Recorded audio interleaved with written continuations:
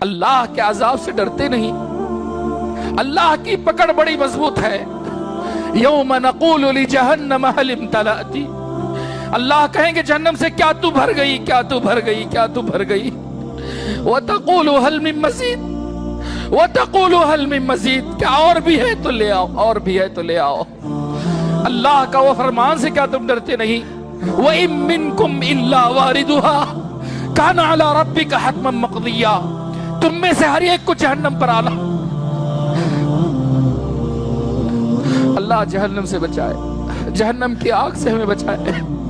تم میں سے ہر ایک کو جہنم پر آنا ہے. یہ رب کا حتمی فیصلہ ہے، یہ رب کا حتمی فیصلہ ہے. وَإِن مِّنكُمْ إِلَّا وَارِدُهَا، جہنم بھوکی ہے، کہے گی کہ اور لاؤ، اور لاؤ، اور لاؤ. فجر کی نمازوں کو چل کر آؤ، یہ تاریکی تمہارے لیے پل صراط پر نور بنے گی. آج اگر چل کر نہیں آؤ گے تو کل تمہارے لیے نور نہیں ہوگا. مسجدیں فجروں میں خالی ہوتی، عشاء میں خالی ہیں ہماری مسجدیں. غور کیا جائے، جمعہ میں دو دو تین تین مالے بس نہیں آتی جگہ. آخر فجر میں کہاں ہوتے ہیں میرے مسلمان؟ کیا انہیں اللہ کے عذاب کا ڈر نہیں ہے؟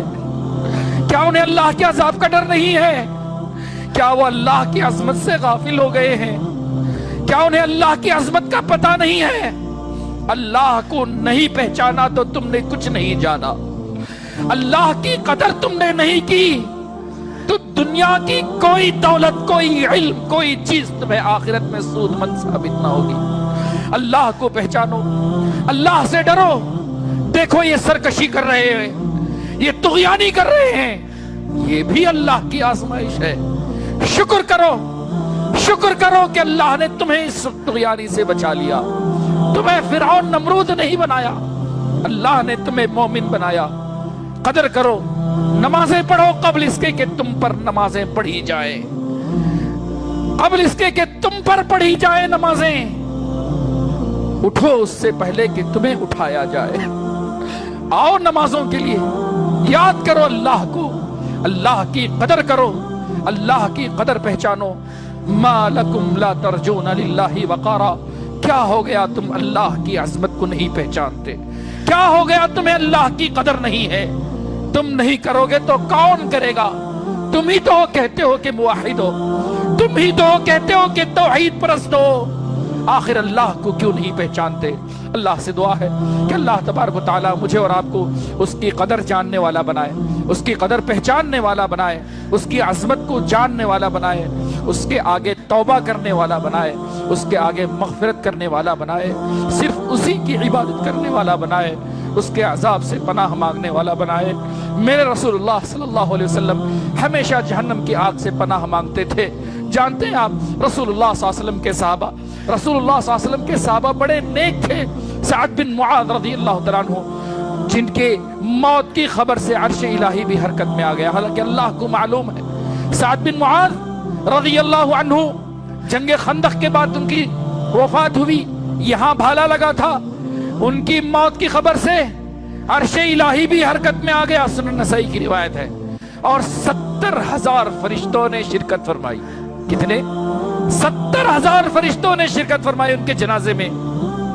سنو سنو، کال کھول کر سنو، دلوں کے دروازے کھول کر سنو. جن کے جنازے میں 70,000 فرشتوں نے شرکت فرمائی، رسول اللہ صلی اللہ علیہ وسلم نے انہیں بقی میں دفنایا. کہا اگر قبر کسی کو چھوڑ دیتی نا، اگر قبر کسی کو معاف کر دیتی، سعد بن معاذ کو معاف. یہ قبر کسی کو نہیں چھوڑتی ہے، قبر ہر ایک کو دبوچتی ہے. اگر کوئی اس سے بچتے تو سعد بن معاذ بچ جاتا. اللہ نے میری دعا سے ان کی قبر کو کشادہ کر دیا. میں اور آپ کس کھیت کی مولی ہیں؟ کیوں نہیں ڈرتے ہم اللہ کے عذاب سے؟ کیوں نہیں ڈرتے ہم اللہ کے عذاب سے؟